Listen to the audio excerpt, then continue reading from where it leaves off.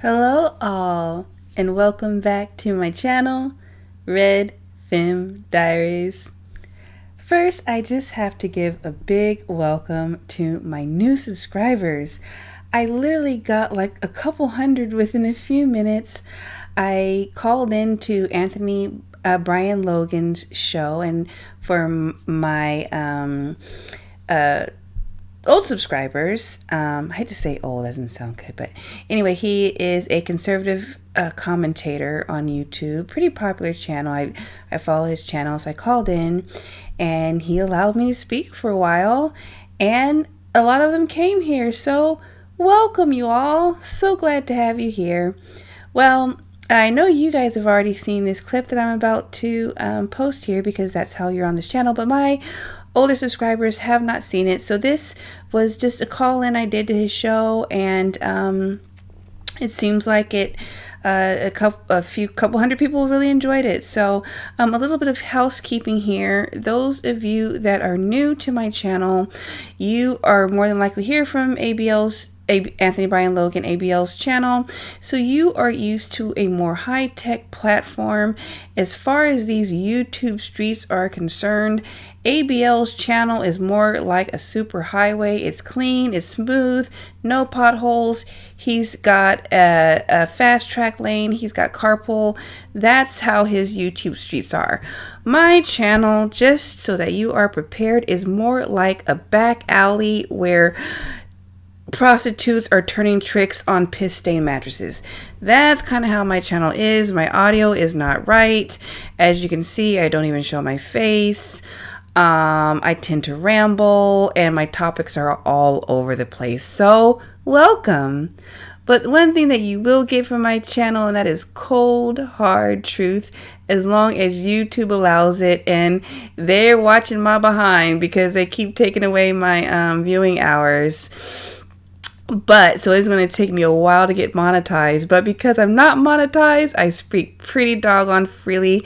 So please welcome my new subscribers. Please look around. The goal is to get to 10,000 subscribers, and at that point I then will come on camera and will begin to do live shows. But until then, this is the channel. So to my old subscribers, this is Anthony Brian Logan. I will link his channel in the description here. Great person to follow. Also, to the new subscribers, my channel is a hodgepodge. So you guys are here more than likely because you're here for political talk. As you can see, I don't just do political talk. I talk about race. Well, I talk about politics, race. There's religion in there. And I also do videos on relationships. So you'll see some videos about Kevin Samuels. You'll see a lot of videos about women. I am against the modern day feminist movement. So you'll see a hodgepodge. All of it is pretty much conservative talking points. So regardless of the topic. So please enjoy, take a look around, take a look at some of the videos. I post sporadically. Again, like I said, we're in a back alley here as far as my YouTube channel. So I post sporadically. So here's the first one. Again, thank you. Now, before we play it, please like this video, share this video, and subscribe to my channel.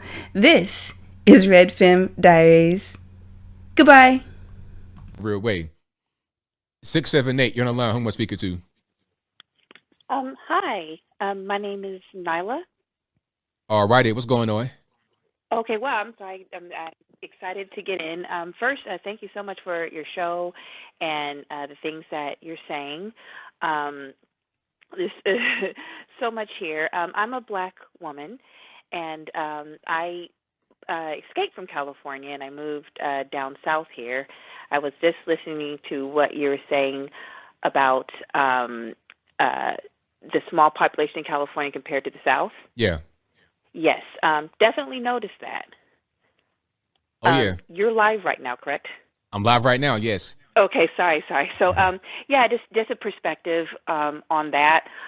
Very different here. California's very small black population, maybe just 5%. And I've watched. I was born in '77, so I watched California literally go from a wonderful place with lots of opportunities to just homelessness all over the place, sky high prices. Literally, we had to escape to get out of there. And I'm watching what's going on now, and I'm seeing the exact same things that happen in California happening down south where I live in Georgia. The influx of the illegals that are coming in, the prices of housing is starting to creep up very quickly. It's almost like the socialism that was there has become a cancer that's kind of spreading all over this nation, and it seems like this was done very much purposefully.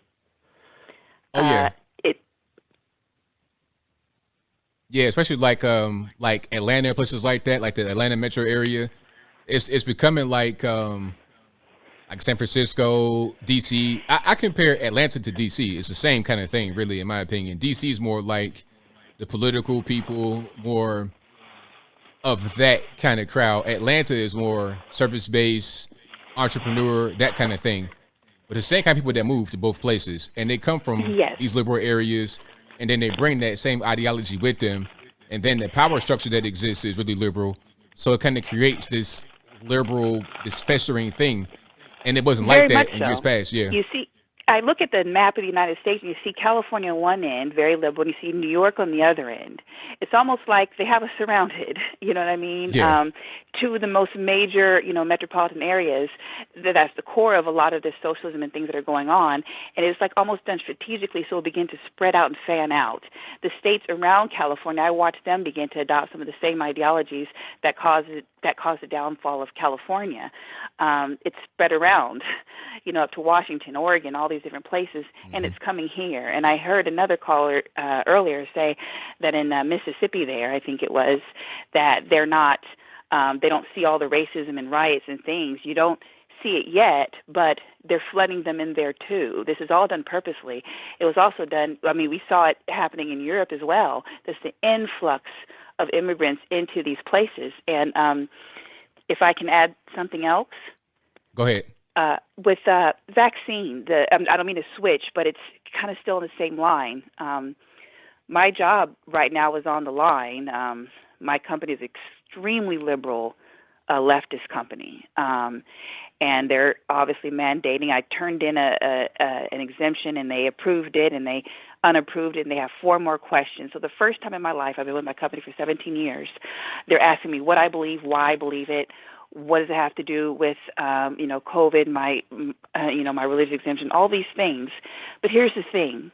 We're in such a tough position because I could leave my job and not work, but they've got somebody right there to replace me because they're bringing so many other people. And it's like, how do we fight this? It's like they're coming at us from all angles. Every freedom. That's my religious freedom right now. I had to give them chapter and verse of what I believe to try to get that exemption. And then at my job, if you get the vaccine, you have to wear something on your badge. Doesn't that sound awful familiar? It sounds very familiar. But the awful thing about this whole thing, everyone at my job, they have about 92% compliance right now. No one knows that. They don't. I work for. I'm in medical field, and so we've been taught about HIPAA forever. That's our HIPAA gone. Once I have to put on my badge that I got the vaccine or not. And if I can add this, the ones that are doing this are so smart that they knew to put the mark, the sign on the ones that did get the vaccine, because they know that they complied and they won't complain about their HIPAA rights being taken. And they know this. And this, I guess, I don't know, I'm just talking, it's like, what do we do? You're a lone voice. You've got lots of subscribers, but I'm out here living outside of Atlanta. I'm black, like I said. I'm so alone here in the way I think that sometimes I question my own self and my own sanity. I'm watching the country that I love being ripped apart, and everyone around me is oblivious to it. Yeah. Apparently. Apparently.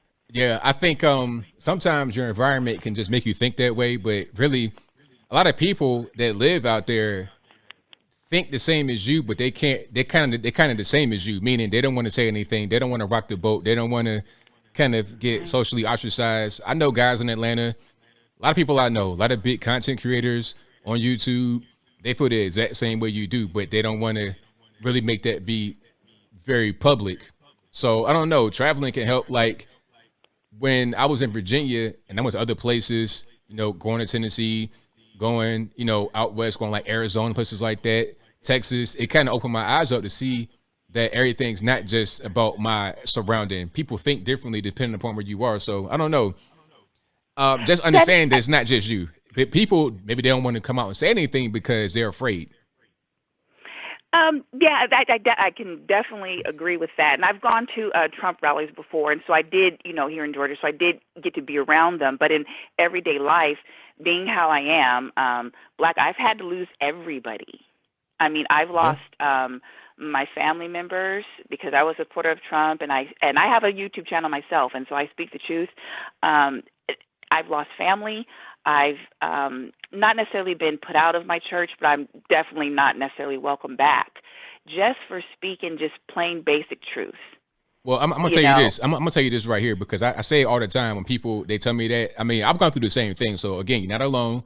I've gone through the same yeah, thing. But if you lose people, then really were they your friends? Were they really gonna be there for you? Because sometimes things get tough.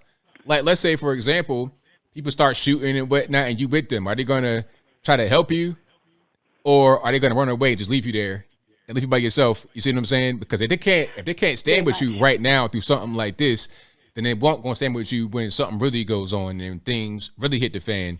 And if you got a church that wants to throw you away because of your political affiliation, that's not very godly, is it? No, definitely not. But that's the thing about everything that's going on right now. It's almost like so many people are being exposed. You're seeing people in their hearts for what they really are. You know what I mean? And if anything, I my heart is kind of mourning the freedoms in this country as I'm watching them go away. But you also mourn relationships. You know Yeah. what I mean? I thought the church that I was involved in is great until I realized they were quite racist. It was an all black church. They were very down south here. They were very racist against white people, and I'm not used to that because I'm from California. So to tear your, this is not easy. And so just anybody listening, man, to fight and stand for what's right in these times is difficult. But the good thing about it is, like you're just saying, you really get to see what people are really about in these times. And there's few that physically around me online. Yes, there's a whole world of people, but the ones around me most, even if they do see what's going on, they're keeping their mouth shut. At my job, the threat of losing their job made pretty much over 90% of the employees take this. And it's like, you look around in the office that I work, I'm the only one that didn't take the shot. And it's like there's a big sign on my back, that I'm the disobedient one. We had a meeting at work. I had to sit away from everybody because if you didn't get the vaccine, I had to be social distanced. Oh This is wow. happening in our country, and it's like we're just letting it happen. This is painful, very painful. Sorry to get so deep, but this is just such a painful thing to have to witness. I hear you. But I really do. on a bright note, though, and I don't want to keep you. I'm sorry.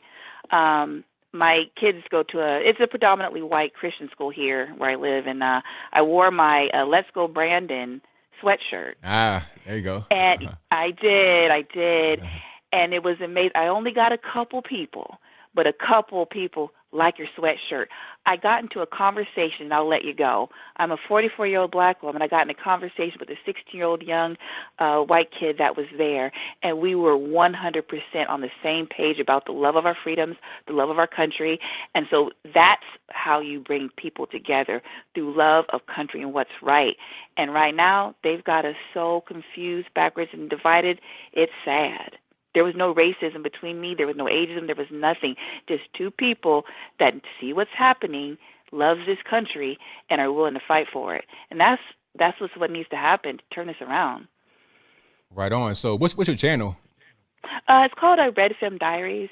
It's yeah, it's still relatively new. It's pretty small, but I do speak very hard truths there.